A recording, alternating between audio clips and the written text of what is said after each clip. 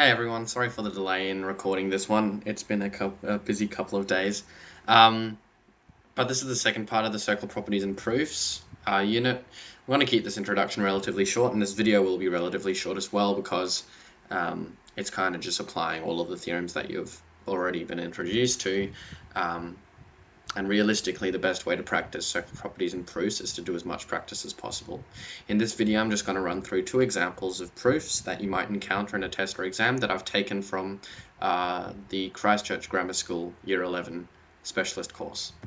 So in terms of the unit outline, it's just basically solving problems, determining unknown angles and lengths, using a couple of the different theorems, and you can prove different results, new results, other than the theorems using those theorems. Okay, so let's get straight into the video. Okay, so this is a question taken from the 2016 Specialist Year 11 test on geometric proofs. This is test 3. And so if we read here, we have a diagram below where points Q, R, and S lie on a circle with center O with tangents from P touching the circle at Q and S. We're also given that angle OSQ, this angle here, 28 degrees, is equal to, OSQ is equal to 28 degrees. And what we want to determine is the size of angle QRS and the size of angle QPS. Okay, so the two angles we want to find are QPS, so this angle here, and I will label that theta. And I also want to find QRS, which is this angle here. And I will label this alpha. Okay, so we're given that OSQ is equal to 28 degrees. We also know that OQ and OS are radii of the circle. So the triangle OSQ is isosceles. In this case, it's not a formal proof. We just need to determine angles, so we don't need to write a required to prove statement or anything. And so first thing we want to mention is OS is equal to OQ. And I have drawn a line on top to indicate that I'm referring to lines in this case. And this is because they are radii of a circle. So one of the important things is being able to justify each of your steps.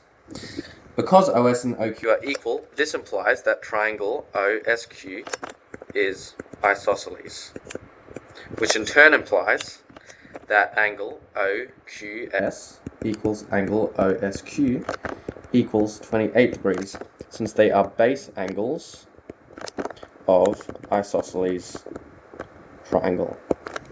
They are base angles of an isosceles triangle. So, if OSQ and OQS are both equal to 28 degrees, that must imply that angle QOS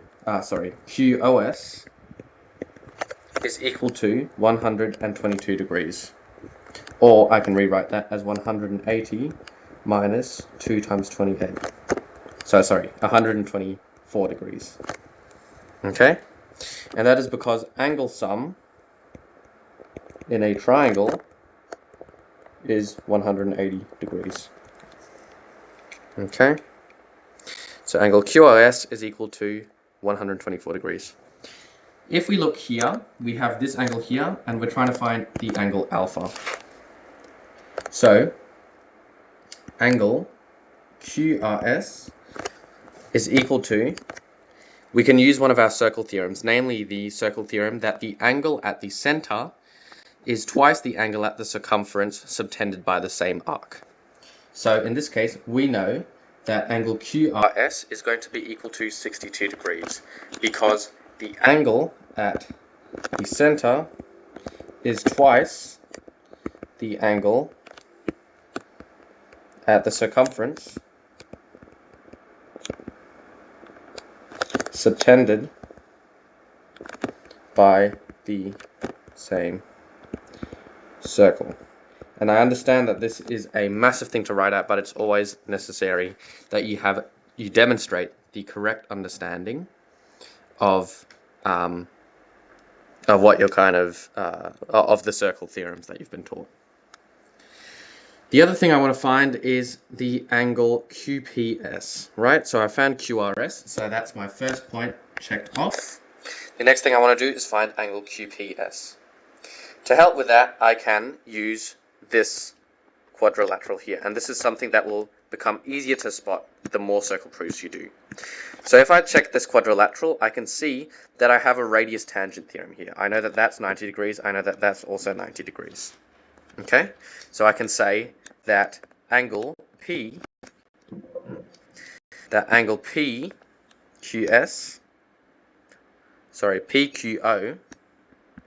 is equal to angle PSO is equal to 90 degrees, and that is because of the radius tangent theorem. The radius is at 90 degrees to a tangent.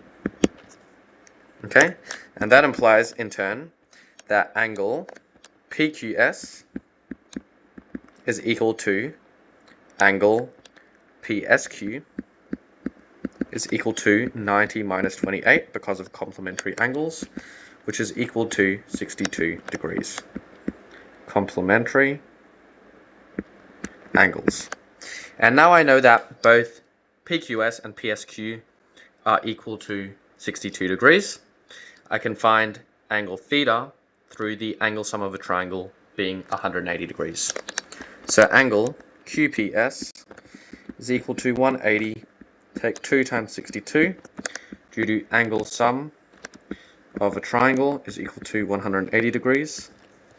And as a result, I know that angle QPS is equal to 56 degrees.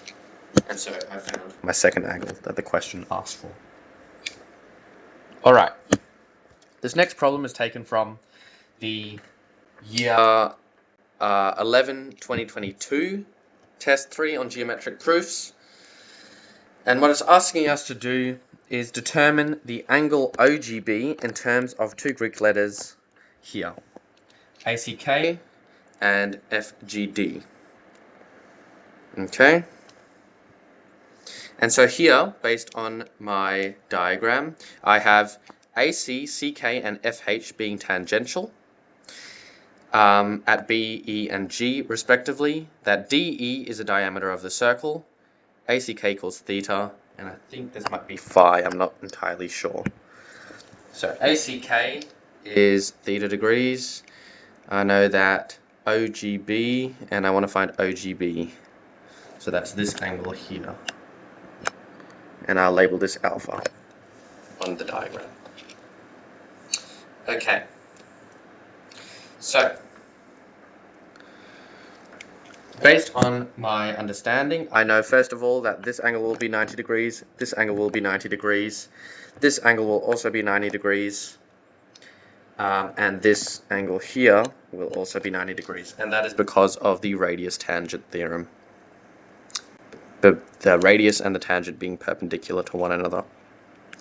I also know that BOE is going to be equal to 360 minus 2 times 90 plus theta. And that's because the angle sum of a quadrilateral is equal to 360 degrees. So in this case, it'll be equal to 180 minus theta degrees. Okay. Alright, so this is something I'm going to write down. So I know that angle CBE is equal to angle CEB. I'll label this O here. Yeah, that's O. So I know that angle CBO is equal to angle CEO is equal to 90 degrees, and that's because the radius is perpendicular to the tangent. Or I can also equally write the radius tangent theorem. So this implies that angle BOE is equal to 180 take theta degrees due to angle sum in quadrilateral. Okay? Then I know that this angle here is going to be equal to theta. Okay? And that's because of supplementary angles. So that implies that BOD is equal to theta degrees due to supplementary angles. Okay? Now I can see, based on this angle here, okay, and this angle here, all right, I know that this is going to be equal to theta over 2 because the angle at the circumference is half the angle at the center subtended by the same arc. So angle BGD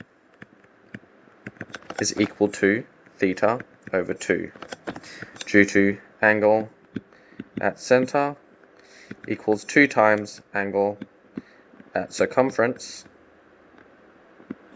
subtended by the same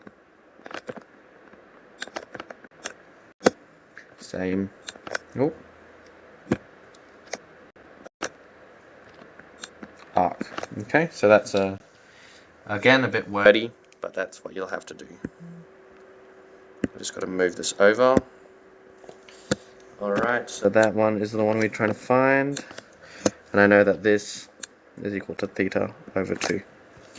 Alright, now I know that this is 90 degrees as well because of the radius tangent theorem. So I know that I know angle FGO is equal to 90 degrees because of the radius, again, being perpendicular to the tangent.